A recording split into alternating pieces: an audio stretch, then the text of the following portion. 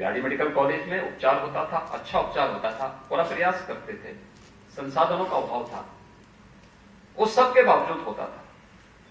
लेकिन मैं जिस भी पीडियाट्रिशियन से मिला, 1 से 15 वर्ष तक के बच्चे ज्यादातर मरने वाले थे। मैं जिससे बात करता था कि भाई इसमें कुछ हुआ, वो केवल कुछ जानकारियां थी और उससे भी ज्यादा अंधेर गर्दी कहां थी। जापान ने वैक्सीन बना लिया था 1906 में और भारत में वैक्सीन आया 2006 में, 100 साल के बाद। कोरोना महामारी में आपने देखा होगा 9 महीने के अंदर प्रधानमंत्री मोदी जी के प्रयास से देश ने 2 स्वदेशी वैक्सीन बना दी।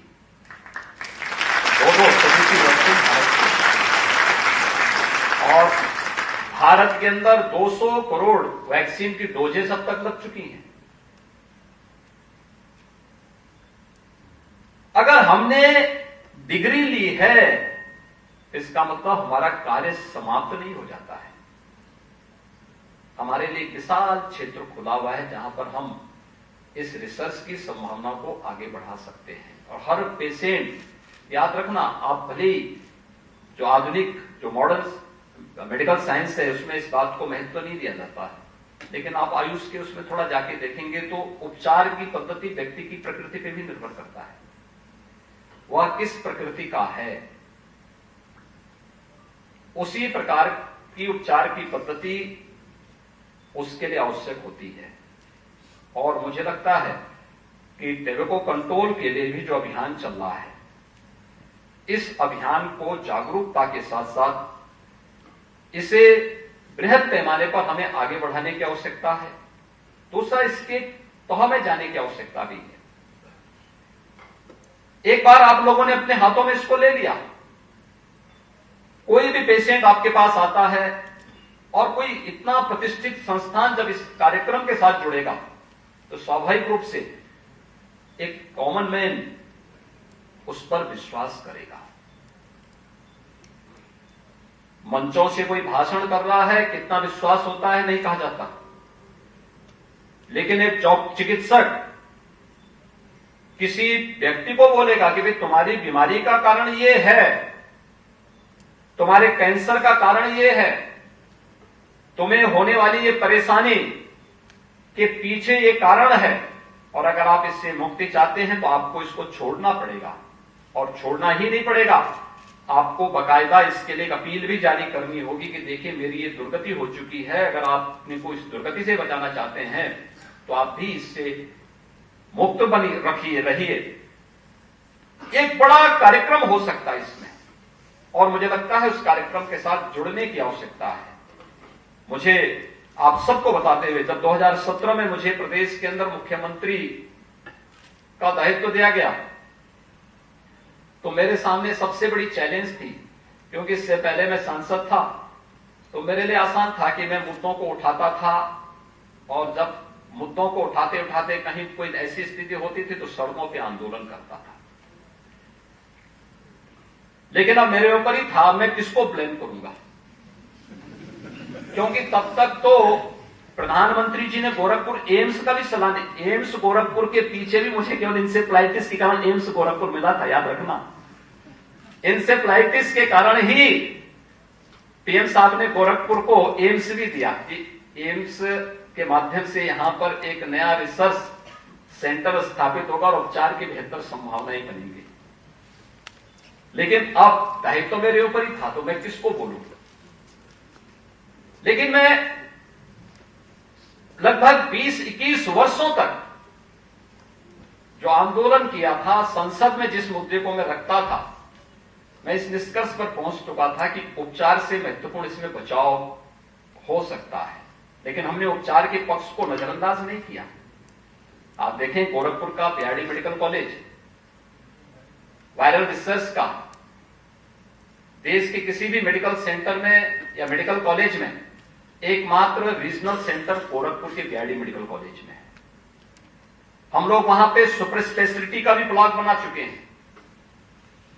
हम लोग वहां पर वे हर संभावनाएं दे चुके थे जो इसके उपचार की व्यवस्था को ठीक कर सकता था। फिर गोरखपुर और बस्ती कमिश्नरी के अंदर हर एक डिस्ट्रिक्ट हॉस्पिटल में, सीएससी में पीको और मिनी पीको का निर्माण कार्य भी हम कर चुके थे। हम लोगों ने इसके बाद निचले स्तर पर इंसेफ्लाइटिस ट्रीटमेंट के सेंटर भी स्थापित किए, सर्विलांस को मजबूत किया।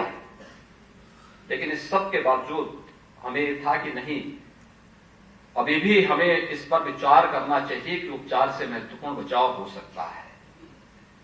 तो मैंने उत्तर प्रदेश शासन से जुड़ी हुई लगभग 9 विभागों को एक साथ जोड़ करके उन सबके जितने भी अपर मुख्य सचिव और प्रमुख सचिव स्तर के अधिकारी थे, उन सबको मैंने जिम्मेदारी दी कि भाई देखो, इसमें स्वच्छता एक बड़ी भूमिका का निर्वहन करेगा।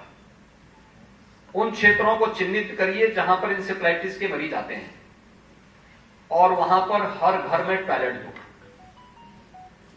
स्वच्छता के अभियान को विशेष महत्व दो। उन क्षेत्रों में शुद्ध पेयजल की आपूर्ति हो। वहां पर स्कूली बच्चों को हम स्वच्छता के प्रति जागरूक करें। उन क्षेत्रों में हम लोगों को सैनिटाइजेशन की कार्रवाई को युद्ध स्तर पर आगे बढ़ाना है। हमने वहां पर कुपोषण के खिलाफ भी एक बड़े अभियान को अपने हाथों में लिया। महिला विकास और बाल विकास और पोषाहार विभाग को भी इसके साथ जोड़ा गया। दिव्यांगजन कल्याण विभाग को भी इसके साथ जोड़ा।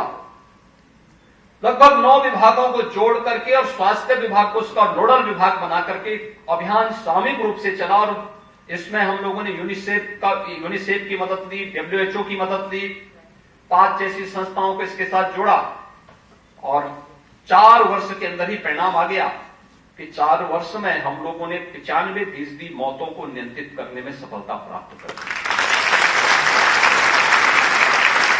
ये जो सीजन है 15 जुलाई के बाद से प्रारंभ होता था और इस समय कोई दिन ऐसा नहीं होता था जब गोरखपुर के बिहाड़ी मेडिकल कॉलेज में 10 मौतें, 20 मौतें, 25 मौतें एक दिन एक छत के नीचे बच्चों की न होती रही हो। और ये लगभग नवंबर तक ये सिलसिला चलता था। अकेले बिहाड़ी मेडिकल कॉलेज में भी 500-600 मौतें हर वर्ष होती थी। डिस्ट्रिक्ट हॉस्पिटल की अलग है, जो व्यक्ति हॉस्पिटल तक नहीं पहुंच पाया उसकी अलग है। ये लगातार ये सिलसिला चलता रहा। लेकिन आज मैं इस बात को कह सकता हूं कि जो स्टेट और सेंट्रल गवर्नमेंट ने मिलकर के एक कैंपेन चलाया, एक अभियान चलाया, आज उसका परिणाम हम सबके सामने है कि पूर्वी उत्तर प्रदेश में इंसेफ्लाइटिस आज पर प्रभावी नियंत्रण की स्थिति में हम लोग हैं। और कोरोना के बीच में 2 वर्षों का चुनौती हमारे सामने नहीं होती तो अब तक हम लोग इंसेफ्लाइटिस को पूरी तरह नियंत्रित करके इसका उन्मूलन भी कर चुके होते हैं। और हमें विश्वास है कि हम जागरूकता के माध्यम से हमने कहीं कोई कमी किसी भी स्तर पर नहीं छोड़ी, लेकिन फिर भी अवेयरनेस का उसमें बहुत बड़ा योगदान था। कोई बच्चा गांव में बीमार हुआ, परिवार कुछ भी कहे, लेकिन उस बच्चे को और उसकी मां को लेकर के हम सरकारी एम्बुलेंस से तत्काल इंसेफ्लाइटिस सेंटर तक हमारी जो आशा वर्कर है वह उसे लेकर के पहुंच जाती है। अभी भी यह अभियान चल रहा है, गांव गांव में अभियान चल रहा है। ऐसे ही तंबाकू के बारे में भी हम कर सकते हैं और मेरा विश्वास है कि उत्तर प्रदेश सरकार ने FDA को पहले ही इसके बारे में निर्देश दिए हैं और हम लोग इस पर, राज्य सरकार इस पूरे अभियान के प्रति पूरा सकारात्मक रवैया अपनाते हुए अपना सहयोग देगी। और मैं एम्स गोरखपुर से कहूंगा कि इस कैंपेन को मजबूती के साथ अपने आगे बढ़ाने की आवश्यकता है, जिससे हम तंबाकू के सेवन से होने वाली, तंबाकू किसी भी प्रकार का हो, उसके सेवन से होने वाली किसी भी प्रकार की कैजुअलिटी को रोकने में हमें मदद मिल सके।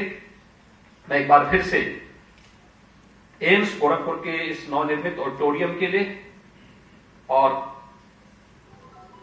टैबेको कंट्रोल के लिए, इस नए सेंटर की स्थापना के लिए एम्स प्रशासन को एक बार फिर से हृदय से धन्यवाद देते हुए आप सभी के प्रति अपनी शुभकामनाएं देता हूं।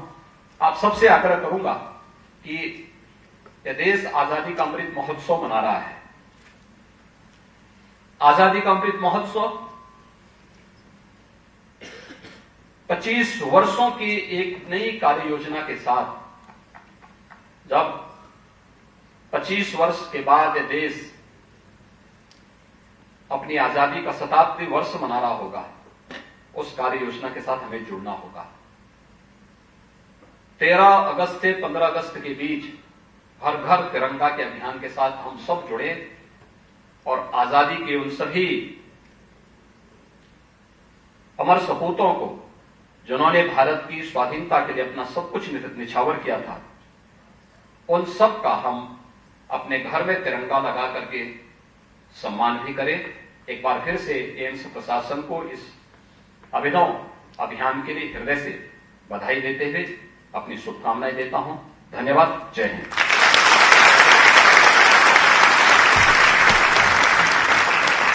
आप गोरखपुर एम्स से सीधा मुख्यमंत्री योगी आदित्यनाथ को सुन रहे थे, जिन्होंने सीधे तौर पर इंसेफेलाइटिस का जिक्र किया और कहा कि उस पर हमारी सरकार ने कितना काम किया। अगर कोविड बीच में 2 साल नहीं खराब करता तो और भी काम तत्परता से किया जाता। तो गोरखपुर से इस समय लाइव तस्वीरें आपके सामने। मुख्यमंत्री योगी आदित्यनाथ को आप सुन रहे थे। एम्स प्रशासन को शुभकामनाएं दी गई हैं इस नए सेंटर के चलाने को लेकर। और आखिर में आपने सुना कि उन्होंने एक बार फिर से हर घर तिरंगा अभियान जो चलाया गया है केंद्र सरकार की तरफ से, मोदी सरकार की तरफ से, उसका उन्होंने जिक्र किया और कहा कि पूरी उम्मीद है उनको कि पूरे हर देश के घर में 15 अगस्त को तिरंगा लहराएगा। तस्वीरें आपके सामने हैं कार्यक्रम के शुभारंभ के दौरान की। और मुख्यमंत्री योगी आदित्यनाथ को आप सुन रहे थे। उनको डॉक्टर्स पर बहुत भरोसा, हमेशा कुछ नया करने की कोशिश करें, ऐसी शुभकामनाएं भी उनकी तरफ से दी गई। तंबाकू के खिलाफ अभियान जरूरी है। इसके अलावा स्वच्छता की बात की गई, शुद्ध पेयजल की बात की गई।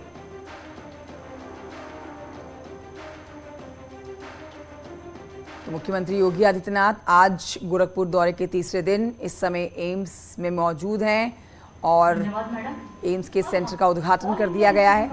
मुख्यमंत्री को आप सुन भी रहे थे। आगे और भी कई कार्यक्रम हैं, कई परियोजनाएं हैं जिनका लोकार्पण किया जाना है, शिलान्यास किया जाना है मुख्यमंत्री के हाथों द्वारा। तो तंबाकू नियंत्रण केंद्र का भी लोकार्पण कर दिया गया है मुख्यमंत्री योगी की तरफ से। इस समय कार्यक्रम में मौजूद हैं